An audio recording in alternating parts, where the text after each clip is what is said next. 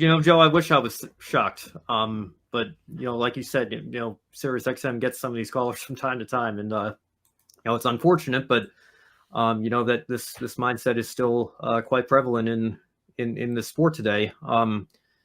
It is very frustrating because and this is why W Series was so controversial. It's why Pippa Mann was so outspoken about her feelings against the principle of having an all-female series. Now, of course, the difference between W Series and now F1 Academy and what this caller was proposing was W Series is not meant to be WF1 or Formula W here. There's a reason why it's called F1 Academy and not for the Women's Formula One League or something like that.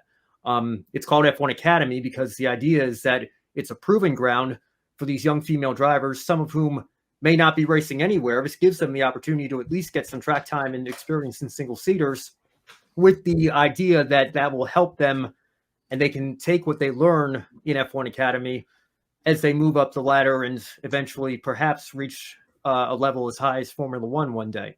It's the intention is not for somebody to go out and become a 7-time W Series champion. I mean, I think it was bad enough that Jamie Chadwick had to spend 3 years in the W Series winning multiple championships before she finally got that opportunity in Indy next. And maybe she'll be on the path to IndyCar in a couple of years. We'll wait and see how this season goes for her. But that wasn't the purpose of W Series. That's not the purpose of F1 Academy. And the reason is, of course, what you and I both know, and what I think Mike Bagley and Pete Pistone know. And to their credit, they were both very respectful and considerate of the caller and still thanked him for his time. But they made it very clear and unequivocally clear that they could not have disagreed with him more, and very strongly took a stand against what he was trying to propose here, basically saying that it puts drivers at a disadvantage because Kyle Larson made a move that, there's only maybe 3 other drivers in the world who can make that. So let's create a women's NASCAR league for these drivers to better have the opportunity to showcase their skills here. And I think, let me be clear, nobody is going to sit here and argue, certainly not me, that Danica Patrick actually had a great NASCAR Cup career and set the world on fire and, was going in the Hall of Fame one day. Of course not. She drove a Stewart-Haas car, and she did not live up to the expectations and the quality of her equipment when she got to NASCAR Cup. But she had moments here and there that showed potential for a driver one day to potentially be given a similar opportunity and be able to break through that mold. And Kevin Harvick even said it, and Kevin Harvick was teammates with Danica Patrick for 4 seasons full-time, I believe, in the Cup Series. He had a 20-year head start on her because Danica came in from the IndyCar world. And when Danica, when Danica was in IndyCar, she went out and won an IRL race in Japan. She led laps of the Indianapolis 500, almost won the race as a rookie, came back a few years later, finished 3rd before she made the transition over to NASCAR, and even had some modest success in what was then the Nationwide Series when she got over there. So, and obviously, of course, Hailie Deegan, like we talked about earlier in the show, struggling in Xfinity this year, didn't live up to the hype in trucks, but you look at what she did against other young male drivers and older veterans in the K&N West, and to a lesser extent in ARCA as well. It has been proven time and time again that the car does not know gender, male, female, or otherwise, and that is what separates us from other stick and ball sports. Is we have the car as a variable here. It's not like you compare the men's game and the women's game. And the reason this discussion came up, and maybe we can get into this here in just a moment, Joe. But Caitlin Clark and the effect that she's had on women's basketball right now. Of course, I don't think very many people are arguing put Caitlin Clark on the Boston Celtics here, and she could do the same things that she's doing for the Iowa Hawkeyes. It's just, men's professional basketball versus women's college basketball is so radically different, but when you get into motorsports here, Janet Guthrie said this when she made her debut over in NASCAR. There were questions about her coming in as a woman and being a trailblazer there. And she said, to be clear, it does take physical strength to handle these things, but it's not beyond the capabilities of any reasonably fit woman. And so again, you and I both know this, race car drivers are athletes. It certainly takes physical skill and physical fitness to handle these cars.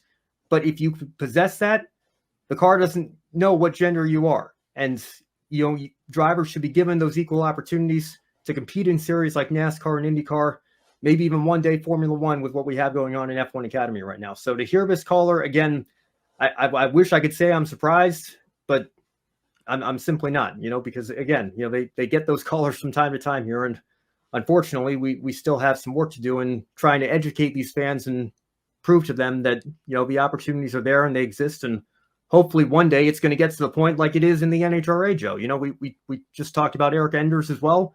There's a reason why those headlines, whenever Eric Enders wins, it's not female driver Eric Enders wins in NHRA. It's just Eric Enders wins in NHRA because it's commonplace over there.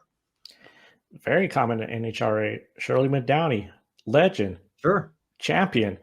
I mean, and like you said, now I think about, maybe I'm just more surprised that the guy had to say this on the radio, on the air, thinking this is a great idea. No, this is not a great idea. I mean, motorsports, the gender doesn't matter. And I think when you mentioned about Caitlin Clark, I also think of Angel Reese from LSU, and that game, the ratings for it.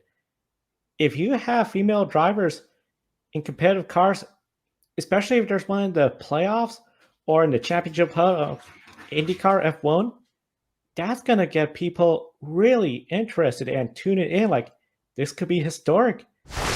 The point I'm trying to make is this: when Caitlin Clark is doing what she's doing here in college and what she will be doing as soon as this summer in the WNBA, when the Fever take her with the number 1 overall pick in the draft, presumably, that's going to benefit women's basketball and, benefiting women's college basketball right now. And that's great.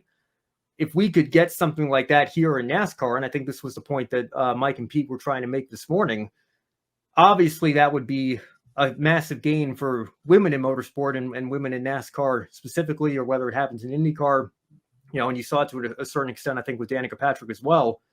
That's hugely beneficial in that regard. But because the beauty of motorsports is that it is not a sport that needs to be segregated by gender in that same way, I think it benefits everybody. There's more eyes on the one race that's happening in that weekend that has a female driver competing for race wins and perhaps even a championship. And that not only benefits the perception of women in motorsports, that benefits all of motorsports as a whole, because like you mentioned, Joe, with more female fans potentially coming in and being interested in what's going on with those storylines, that's going to be a benefit for everyone. And I think that would be something that's great to see. And, who knows, again, we've got several young female drivers that are trying to work their way up through the ranks here. And I wish them nothing but the best, because I think, they deserve those opportunities, and hopefully at least one of them breaks through and we can be talking about that here on this show in 5 to 10 years.